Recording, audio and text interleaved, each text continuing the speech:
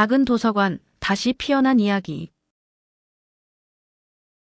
조용한 책방의 주인. 박혜라는 오늘도 새벽 6시에 눈을 떴다. 71살의 나이에도 몸은 예전의 리듬을 기억하고 있었다. 40여 년간 도서관 사서로 일하며 몸에 밴 습관이었다. 오늘은 어떤 아이가 올까? 창밖으로 스며드는 아침 햇살을 바라보며 혜라는 작은 미소를 지었다. 은퇴한 지 벌써 3년이 흘렀지만 여전히 그녀의 하루는 책과 함께 시작되고 끝났다. 동네 끝자락에 자리한 작은 도서관은 혜란에게 제2의 집이었다. 낡고 오래된 2층 양옥집을 개조한 이곳은 화려하지도 크지도 않았지만 따뜻한 온기가 가득했다. 나무로 된 책장들 사이로 스며드는 햇빛과 책, 냄새가 어우러진 공간에서 혜란은 매일 아이들에게 동화를 읽어주었다. 할머니, 오늘은 어떤 책을 읽어주실 거예요? 오후 2시가 되면 아이들이 하나둘씩 모여들었다. 6살 민준이부터 12살 수아까지 나이도 성격도 제각각이지만 책 앞에서만큼은 모두 똑같이 반짝이는 눈동자를 했다. 혜라는 아이들이 동그랗게 앉은 가운데 책을 펼치며 말했다. 오늘은 용감한 작은 별 이야기를 들려줄까? 아이들의 웃음소리가 도서관을 가득 채웠다. 혜라는 그 순간이 가장 행복했다. 책장을 넘기는 바스락거리는 소리, 아이들의 숨소리, 그리고 이야기에 빠져든 그들의 집중하는 모습까지. 책이 이렇게 좋은 냄새가 나는 줄 몰랐어요. 민준이가 고개를 들며 말했을 때 혜란의 가슴이 따뜻해졌다. 책은 단순한 종이 뭉치가 아니라 수많은 이야기와 꿈이 담긴 보물상자였다. 그리고 자신은 그 보물들을 아이들과 나누는 수호자였다. 해가 저물면 혜란은 조용히 도서관을 정리했다. 책들을 제자리에 꽂고 의자를 정돈하며 내일을 기약했다.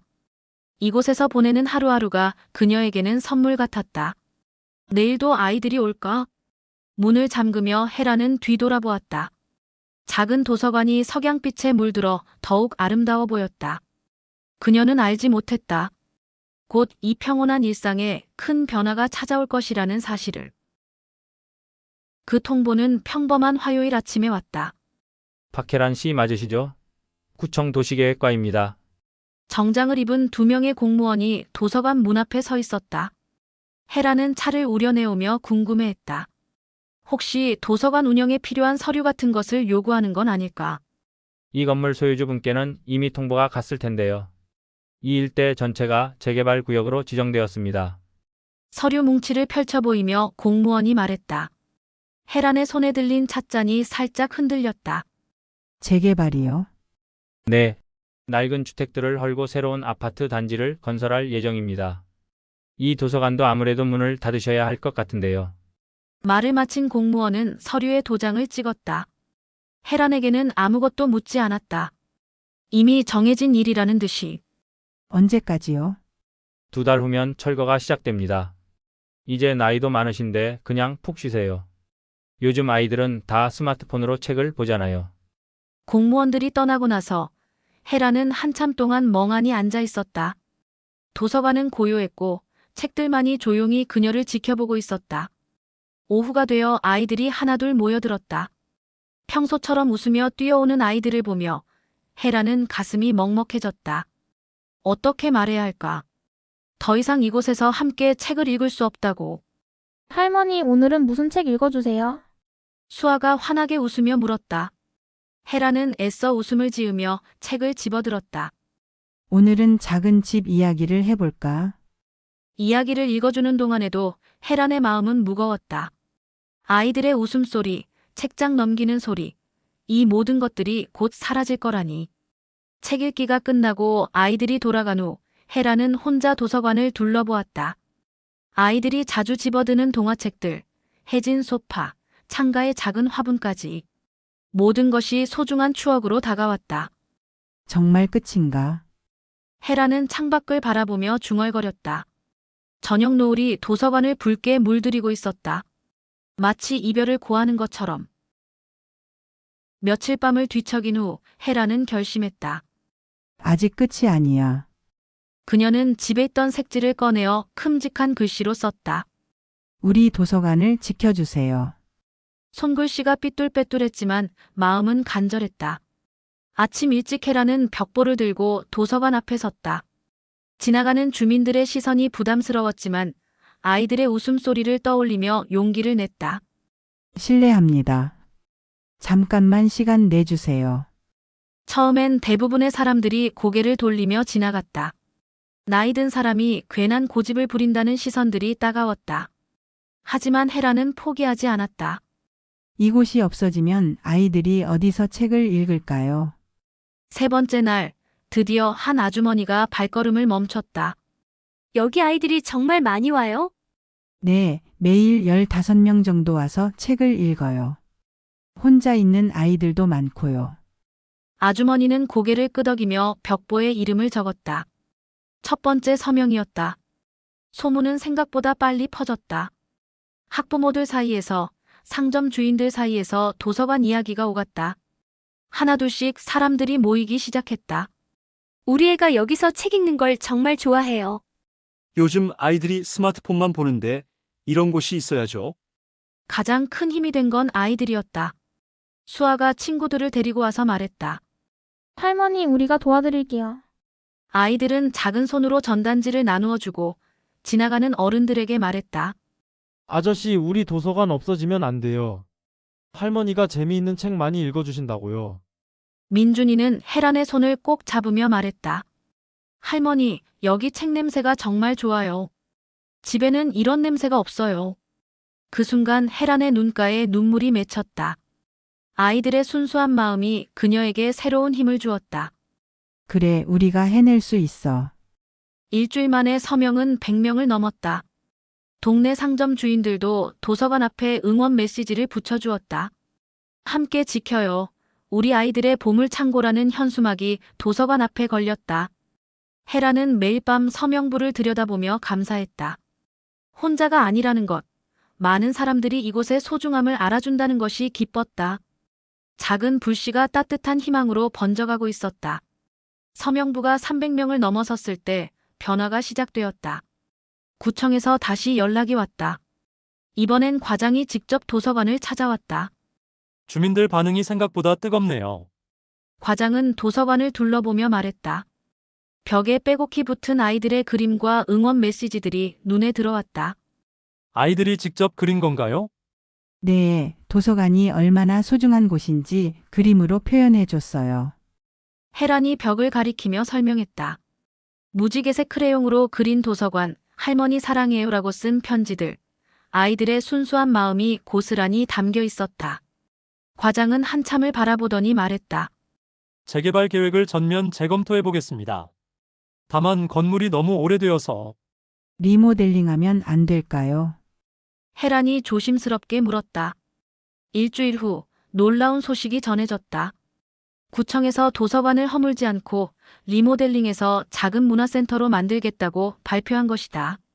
주민들의 의견을 반영해 1층은 도서관으로 2층은 다목적 문화공간으로 꾸미기로 했다.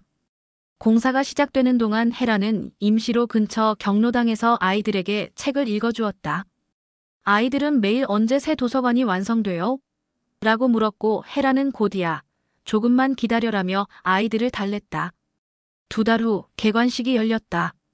새하얀 페인트 칠을 한 건물은 예전보다 훨씬 밝고 깨끗해 보였다. 1층 도서관은 더 많은 책들로 가득했고 아이들이 앉을 수 있는 알록달록한 방석들이 놓여 있었다. 할머니, 우와, 정말 예뻐졌어요. 수아가 뛰어와 헤란의 손을 잡았다. 다른 아이들도 새 책도 많아졌네. 여기 앉는 곳도 푹신해요. 라며 신나게 떠들었다. 개관식에는 서명에 참여했던 주민들이 모두 모였다. 구청장도 참석해서 감사 인사를 전했다. 지역 주민들과 함께 만든 문화 공간입니다. 앞으로도 많이 이용해 주세요. 헤라는 아이들과 함께 리본 커팅을 했다. 가위를 들고 리본을 자르는 순간 그동안의 모든 걱정과 두려움이 사라지는 것 같았다. 할머니, 이제 매일 여기 올 수 있어요. 민준이가 물었고 헤라는 환하게 웃으며 대답했다. 그럼 매일 새로운 이야기를 들려줄게. 그날 밤 헤라는 새로운 도서관에서 마지막 점검을 했다. 반짝이는 책장들, 포근한 독서 공간, 그리고 벽에 다시 걸린 아이들의 그림들. 모든 것이 꿈만 같았다. 개관한 지 한 달이 지났다. 새로운 도서관은 예상했던 것보다 훨씬 활기찼다. 아침 9시, 헤라는 여전히 가장 먼저 도서관 문을 열었다. 새하얀 문손잡이를 돌리며 그녀는 매일 같은 다짐을 했다. 오늘도 좋은 하루를 만들어 보자. 오전에는 어르신들이 신문을 보며 차를 마시고 오후에는 아이들이 몰려와 책을 읽었다. 2층 문화공간에서는 주민들이 모여 독서 토론을 하거나 작은 강연을 들었다. 진짜 문화센터가 된 것이다. 할머니, 오늘은 어떤 이야기예요? 수아가 오늘도 반짝이는 눈으로 물었다. 헤라는 새로 들어온 동화책을 들어보였다. 용감한 할머니 이야기야. 어떤 할머니가 마을을 지키는 이야기지. 할머니 같은 분이세요? 민준이의 질문에 헤라는 웃음을 터뜨렸다. 그럴까? 그런데 그 할머니는 혼자 한 게 아니야. 마을 사람들이 모두 도와줬거든. 책을 읽어주는 동안 헤라는 생각했다. 자신은 평생 남의 아내, 남의 어머니로 살아왔다. 하지만 이제는 달랐다. 박혜란이라는 이름으로 책을 사랑하는 한 사람으로 서 있었다. 저녁 무렵 마지막 아이가 집으로 돌아가고 나면 헤라는 혼자 도서관을 정리했다. 책장을 닫고 의자를 정돈하고 내일 읽어줄 책을 골랐다. 창밖으로 석양이 지고 있었다. 예전과 같은 풍경이지만 헤란의 마음은 달랐다. 더 이상 두렵지 않았다. 내일도 그 다음 날도 아이들이 찾아올 것이고 자신은 그들에게 이야기를 들려줄 것이다. 나는 박혜란이야. 문을 잠그기 전 헤라는 도서관을 둘러보며 중얼거렸다. 누군가의 엄마도 아내도 아닌 책을 지키는 박혜란. 책장 넘기는 소리, 아이들의 웃음소리, 어르신들의 담소 소리가 여전히 귓가에 맴돌았다. 이 소리들이 그녀의 남은 인생을 채워줄 것이다. 도서관 간판에 새겨진 꿈나무 문화센터라는 글자가 가로등 불빛에 반짝였다. 헤라는 만족스럽게 미소 지으며 집으로 향했다. 내일도 그 다음 날도 그녀의 하루는 이곳에서 시작될 것이다. 책과 함께, 아이들과 함께, 그리고 꿈과 희망과 함께. 도서관은 단순한 건물이 아니었다. 그것은 헤란의 삶이었고 마을의 희망이었으며 아이들의 미래였다. 그리고 무엇보다도 포기하지 않는 한 사람의 작은 용기가 만들어낸 기적이었다. 지금까지 경청해 주셔서 감사합니다.